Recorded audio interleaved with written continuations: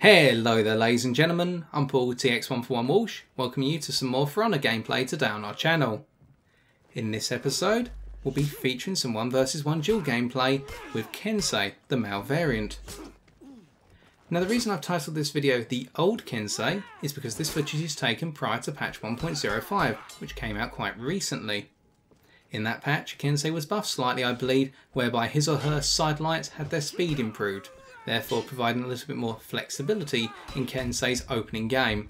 Although don't quote me on the reason for the buff, because I'm still a beginner of For Honor.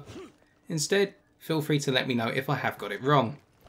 But one thing I have found in playing Kensei, and I'll get that out of the way now, is that this character is very reliant on the opening top light, the top heavy, and the unblockable top heavy. But still, we'll come back around to that in a second. The reason I'm showcasing this gameplay is A, because I'm actually quite proud of these duels, in terms of actually starting to get better at For Honor, and built into that I wanted to talk about how I'm developing and how picking Kensei as my main, and I'm going to be maining Kensei for quite a while now, I really feel as though my development as a duelist in this game has improved considerably.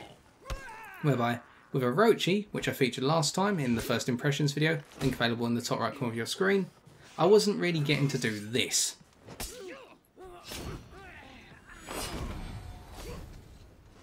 A parry that I was very proud of at the time, and I must admit I enjoyed watching just then.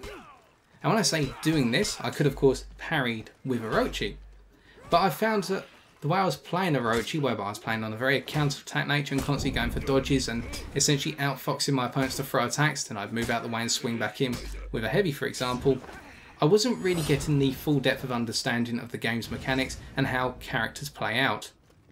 But with Kensei I am definitely getting that, because I can't rely on anything to work successfully 110% of the time. Whereby with Orochi for example, you have the ability, if you get yourself the first top light attack, then the second one is guaranteed. That's just one example. But with Kensei I find that every time you hit someone, you can't guarantee that it's going to follow on to anything if your opponent is able to get ready to block it or break away from you. So instead I'm having to learn how to open my opponents up through a mixture of means. And the reason I picked Kensei is because when I saw the description of the character, i.e. good range, adaptable, Vanguard, as a result I thought, right, this will be a good character to learn, because if they're adaptable, then as a result I've got to learn to mix up my game strategy. Successfully getting the Lawbringer up against the wall, and as they went to dodge, they ran to the side, we interrupted with a guard break to pick up the first round, something I wouldn't normally do. Now in terms of this adaptability, this does come out of the good range aspect as well, but we'll come a little bit further onto that as we go along. The adaptability comes in 2 forms. Firstly, the fact I can no longer rely on just being defensive, because yes, I can dodge to the side and then swing in and do some damage to my opponent, and I will use that a number of times in the footage you're seeing if I haven't already. But it's not always going to work, and due to the slower nature of this character, due to the Nadachi sword, whereby it's lengthened katana from what I understand, but it was made more for equestrial use rather than usage on foot, but please feel free to correct me if my understanding is incorrect. It means that I can't rely on a sense of speed in order to guarantee that I'm going to always get an attack in if I go to punish my foe. And on top of that, if we move on to the good range aspect, as you saw there, successfully parrying an opponent's heavy doesn't always guarantee you being able to shift into a guard break in order to punish the foe via a side heavy. And indeed, a top heavy coming out of the guard break, from what I've found, is not always guaranteed to work. The opponent can block it because it's quite a slow attack. And with the good range and the length of the sword, that means that when we get closer and closer to our foe, our attacks have a large wind-up time, especially compared to the likes of assassin characters and characters such as Valkyrie. And therefore, we need to be ready to feint out of our attacks and not continuously throw attacks in, because if our opponent is good at parrying, something we have to learn through the rounds and therefore adapt to, they're going to parry even the fastest of our light, and therefore will be punished severely. So that's that adaptability aspect.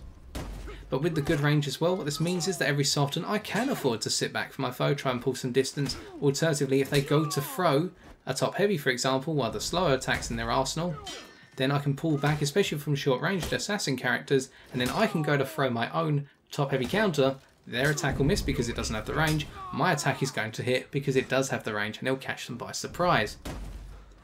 And therefore, over the course of each round, not just entire games, but each round, I'm finding that the first half of the round I will play one way and my opponent will start to react to that. Alternatively, my opponent is going to play one way and I react to it by playing a certain way. But as the round goes on, one of us will change things up, and I have to, in the case of my opponent changing things up, I have to learn to react to it and change things up just as rapidly, if not as faster. On the other side of the coin, if I start mixing things up, I need to be ready for my opponent to be starting to mix things up as a counter to that.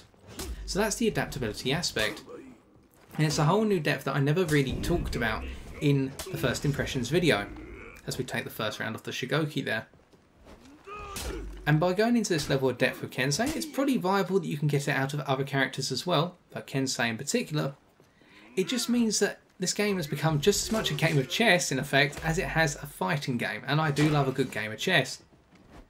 But one other aspect I should point out is the usage of feints, and this is something I never truly appreciated, how you can really mess with someone's mind by constantly feinting out of attacks and then finally delivering the attack you promised earlier on. Kensei, in order to get around the world of very slow heavy attacks, you can use your feints in order to mix things up and essentially make your opponent think that you're going to follow through with a heavy, especially that unblockable top heavy, which you can cancel out into a side heavy, I believe, or even just cancel out in general and then convert into a top light by a follow-up. It means that our opponent's not going to actually know what's going to hit them versus what they need to go parry, and that means a lot of opponents will just chuck up the parry, they'll get ready to throw in that top heavy attack in response to what they think is going to be that unblockable top heavy from myself, as we just saw there, I believe. And therefore, I can get off quick little punishes, and by getting into the mind of my opponent, I can start to do things such as converting into guard breaks and getting a further punish out of it. And that is coming away from my experience of playing Orochi when going up against high level Kenseis, but also just in general from reading about the how to fight as the Kensei character. And again, this helps my development further, because I don't ever become set in stone, and I also try to challenge myself to think about 6 moves in advance, thinking, right, well, what if I feint out this attack, I feint out the next one, but then I decide to commit to the third attack. Alternatively, I've got to learn to be ready for the fact that my opponent might start to feint all their attacks as well, and they're going to try and do what I'm trying to do. And then it becomes this strange world of feinting where both you and your opponent never throw an attack at one another, you just keep feinting until one of you decides to become a little bit ballsy and throw in a full attack. But at the same time, as you're going to see here, as we do collapse under the pressure of the Shigoki, that every so often my brain can just completely give up on me. And that's happened a number of times as Kensei, as other characters as well. I get it in all games. And I find that with Kensei, the smallest lapse of concentration with this character, the smallest lapse of discipline mentally, and you will be punished severely and you are going to lose rounds. But I like that, the fact that I really don't have a middle ground. I either get punished or I successfully react to my opponent's movements. And in doing so, therefore, I just become better, in my personal opinion.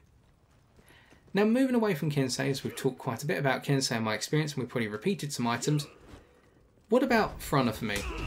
Well, now that I've spent a little bit more time with the game, as we beat the Shigoki there, I've actually found Frona to become ever more enjoyable, not just because I've found a new main, but also because I'm starting to appreciate the intricacy of the 1 versus 1 a lot more, and the 2 versus 2 to an extent, whereby every 1 versus 1 I go into is a completely different match. Now, what do I mean by that? Well, say for example, you've seen so far that I've gone up against a Berserker, I've gone up against a Lawbringer, and I've gone up against a Shigoki, and now I'm up against a Warden. 4 different characters, all with 4 unique playstyles, and I'm sure that within each character, whilst we're seeing a particular playstyle on screen, that there are multiple playstyles, if you will. Therefore, when you think about it, there's a ridiculous amount of variability to what you're going to face each time you go into a 1 versus 1. Now, some characters can be a little bit more predictable. For example, Conqueror's going to Ra and shield bash, Titaness kicking in constantly. Well, that's what you'd expect. And we punish the Warden there with the good range on our sword, something worth noting. But because of the whole I don't know what's coming around the corner next when I go into a 1 versus 1, this means that the game mode becomes incredibly different and highly enjoyable, regardless of whether I'm on a win streak or a loss streak, because I know that the next game I have could be completely different from the chain of losses I've been on. I could finally win one simply because either A, my opponent's not as good as me, although I prefer not to judge people like that, just simply because I'm a novice myself, or B, because, well, my opponent's going to be playing completely different really from the last one, and it may catch me by surprise. And again, this builds into the whole idea I can't become set in my ways, because if I beat one opponent a certain way, I've got to treat all opponents the same way because that's the way I beat one guy. No, it's quite the opposite. I need to forget that I just beat someone in a certain way, and instead I need to think, right, fresh chapter of the novel. We're going to write a new story. We're going to change the writing style. Well, that's one way of looking at it. And remember how we got pushed off a ledge much earlier on in this duel? Well, this warden doesn't want to leave that ledge because of the health advantage, I would gather. So, whoops. So as we take the third round, one other thing you may have noticed on the left hand side of your screen is that I've turned off my in-game chat, i.e. the text chat. I can still do the quick chat feature. I play on PC, and as you may have guessed, when you do have text chat on, you're going to get some nice people, and you're also going to get some very nasty people. And quite recently, I've bumped into a lot of nasty people who haven't had good things to say about me because I'm quite an easy opponent to beat in their eyes, because they're much more experienced. And I appreciate being beaten by someone more experienced. Yep, it's going to hurt every so often, but some of the things I've been receiving, which I'm not going to quote back to you, go beyond the whole world of just trash talking, to the point where it's pretty much a case of, yeah, I wish I could uninstall For Honor tomorrow, and I would like to if those people were constantly sending me those messages outside of the game as well. It's that provocative. But let's not get caught up in that. That's why the chat's off, and as a result, I'm enjoying this game a lot more as a result. And I think, yep, managed to flawless that final round there by the looks of things. And now we come on to our final duel against an opposing Kensei. And this proves to be one of the most interesting fights I've had so far as the character, where we're both trying to outdo one another in very similar means, and the number of feints that start appearing towards the end of this, so I remember correctly, and we're going to see it of course, become absolutely extreme. Well, not to the point of probably very high tier play, but extreme in my experience. So outside of receiving abuse every so often, and also just enjoying the game a lot more, what else is to come For Honor wise? Well, keeping in mind I'm newer to the game, I can't really do high level play guides and things on those lines. And I didn't actually expect to kill that Kensei by knocking off the ledge now, I'm going to be honest with you. I thought that was quite a low ledge and that you could go down there if you went round the back of the map. But never mind, we all learn. And I apologise for that. I can't really work on guides of how to play characters because I'm just not going to know the knowledge as well as most people. So what instead I'm hoping to do is obviously some more 1 versus 1 footage and perhaps even some many versus many gameplays when I'm playing with my colleagues on here. Although a lot of people do those sort of live games. But instead I may put together some sort of beginner's perspectives of different characters, such as what I've been talking about here with Kensei. Either way, I as a beginner have been learning how to use the character more effectively because I'm not very good at fighting games. I need to learn. As we quite rightly lose the round there, turn it to 1-1. And now it's time for things to open up. Other than that, I can't really see any other types of video I can put together, but I'm welcome to suggestions. If you guys and girls who are For Honor players, or indeed just people who are interested in this game but don't necessarily want to buy and play it, if you want to see more For Honor content, what would you like to see? There's nothing else I actually have to say about this Kensei duel. I'd rather just let it play out.